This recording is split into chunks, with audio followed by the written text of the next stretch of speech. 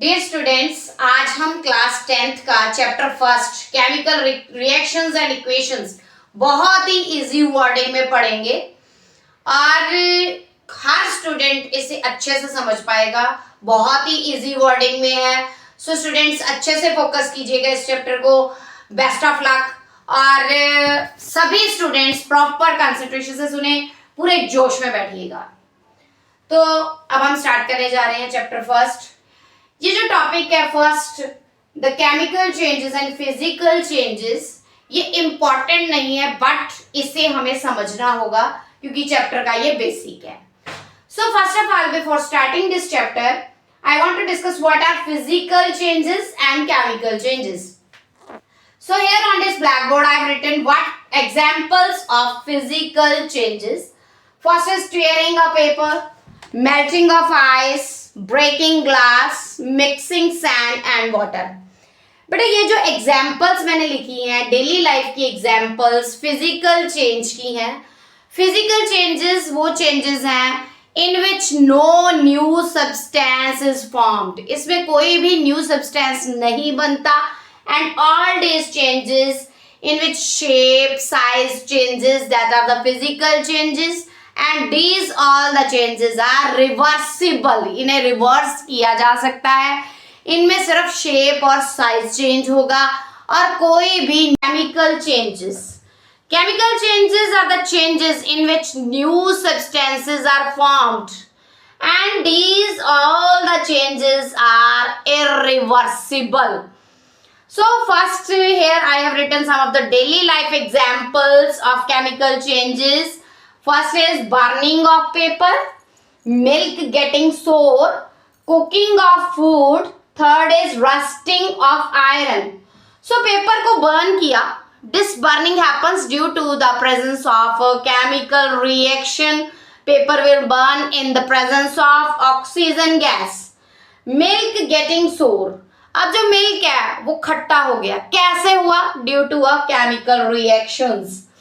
Process involving a chemical change that is called a chemical reaction. So we have discussed what is a chemical reaction. So before starting chemical reaction, firstly we have to understand how a chemical reaction is written. So here I have given first example from your syllabus, that is magnesium plus oxygen, product is magnesium oxide. So firstly we have to understand reactants and products. What are reactants? The reactants are the substances which take part originally in a chemical reaction, which starts the reaction, which take part originally in the reaction. And here these two I have written with the differentiating them with a sign positive between them, plus sign दिया है मैंने। दो substance जो कि आपस में react करेंगे, जिनसे रिएक्शन स्टार्ट होगी, these are the reactants and they are always written on the left hand side. Always reactants are written on the left hand side of a chemical reaction. These are the substances that take part originally in the chemical reaction. So magnesium plus oxygen. This is the first reaction in the syllabus of 10th class. Magnesium plus oxygen. And here I have written product, that is magnesium oxide. Product is the substance that is formed by the result of chemical reaction. This is the new substance that is formed at the end of the reaction, that are the products. And products are always written on the right hand side of the reaction. हमेशा इसे हम right hand side पे लिखेंगे और reactants और products को separate करने के लिए we are using arrow. और arrow का head जो है that is always pointed toward the side of the products. Arrow का head हमेशा products की side होगा। और if we are using arrow like this, double-headed arrow. It means this reaction is reversible reaction, double-headed arrow. So here we have, I have written the reaction magnesium plus oxygen. Product is magnesium oxide.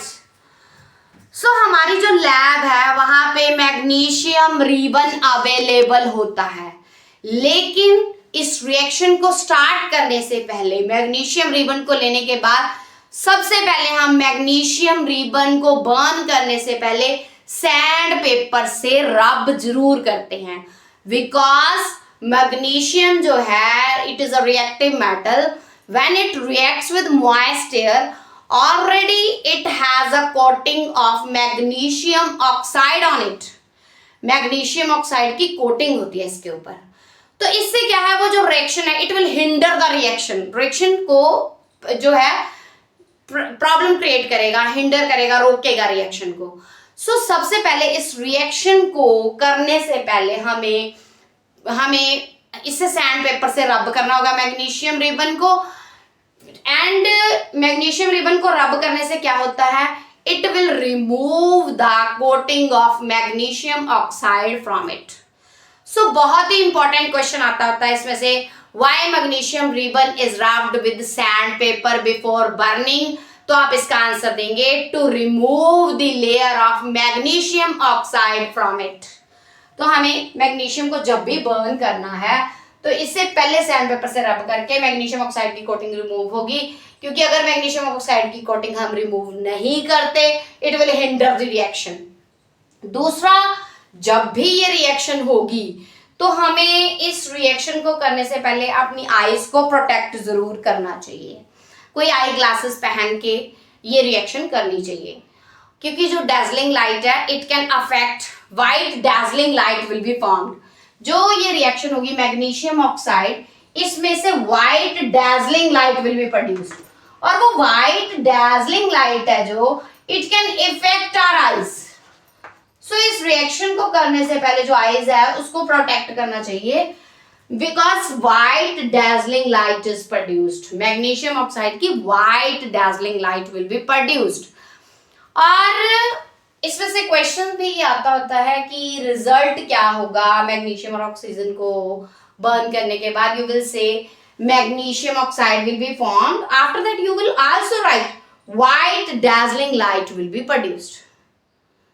So this is the very important topic. So this is the reaction. After this we will use the symbols of magnesium and oxygen. So I am writing the symbols. So firstly I have written the symbol of magnesium is Mg and symbol of oxygen is O2 and the product is magnesium oxide. Its symbol is MgO. Here I have written 2MgO and 2 here. So here why I have written these two, this I will explain you, because law of conservation of mass states that total mass of the reactants should be equal to the total mass of the products.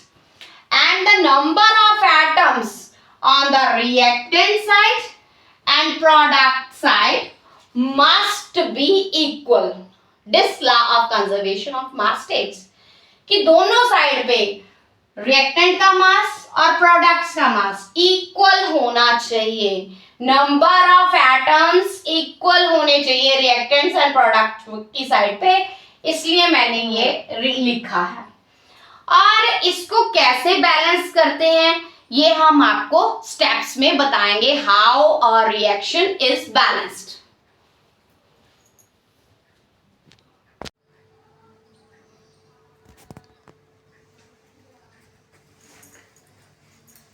Dear students, bore तो नहीं हुए? जोश में रहना, ठीक है, bore नहीं होना, अच्छे से सुनना, जागते रहना.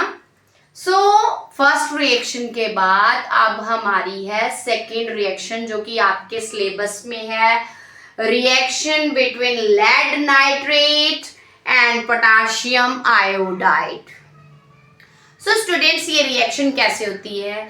हमने 2 टेस्ट ट्यूब्स लेनी है, लेड नाइट्रेट, एक में हमने लेड नाइट्रेट डालना है, aqueous solution means dissolving in water, water में डिसॉल्व करना है lead nitrate, and second aqueous solution potassium iodide हमें लेना है। Aqueous solution means it is prepared by dissolving in water.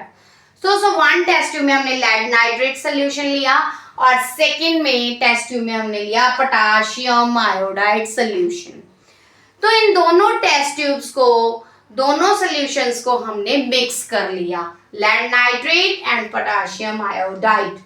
तो these are the 2 reactants which starts the reaction, which take part in the reaction. These are always written on the left hand side of the reaction. उसके बाद जो हमारे पास result आया वो है lead iodide and potassium nitrate. Lead iodide हमारे पास yellow colour का सॉलिड होगा, lead iodide, and potassium nitrate will be colorless solution, it will remain in the solution. So lead nitrate, I have written the symbol of lead nitrate PbNO3 whole twice, PbNO3 whole twice. This is the symbol of lead nitrate. Here I have written AQ. AQ means aqueous, it is prepared by dissolving in water. AQ stands for aqueous. So after lead nitrate, then I have written the symbol of potassium iodide. This is Ki. Here also I have written AQ. It stands for aqueous. After that I have written symbol of lead iodide, PbI2. It is S. S means solid. Yellow color का solid obtain होगा. After that, potassium nitrate symbol is KNO3 and potassium nitrate का जो solution AQ, aqueous solution obtain होगा, it will be colorless. It will remain in the solution, colorless solution. अब बेटा जो question आएगा आपको पेपर में, बहुत ही इंपॉर्टेंट क्वेश्चन इस रिएक्शन से related, that what will you get when lead nitrate reacts with potassium iodide? Then you will give the answer. We will obtain yellow solid, that is lead iodide, and colorless solution lead nitrate we can't see, it will remain. Colorless solution will be potassium nitrate, we can't see, it will remain in the solution. बहुत ही important question है। एक तो ऐसे आएगा बेटा आपको question कि ये रिएक्ट करेगा तो क्या प्रोडक्ट बनेगा। दूसरा क्वेश्चन आपको ऐसे आ सकता है, आपको ये रिएक्टेंट्स दिए होंगे और आपको यहाँ ब्लैंक होगी, आपको यहाँ पे फिल करना होगा कि ये क्या है, यहाँ पे क्या क्या आएगा। तीसरा क्वेश्चन आपको ऐसे आ सकता है, आपको ये लिखा होगा ऐसे, सेम ऐसे वर्डिंग लिखी होगी, आपको उसके सिंबल्स लिखने होंगे। चौथा क्वेश्चन आपको ऐसे आ सकता है, वहां पे आपको ये नहीं लिखा होगा PbI KNO3 ऐसे, आपको वो कहेंगे इस रिएक्शन को बैलेंस करो, तो आपको इसे बैलेंस कर देना है।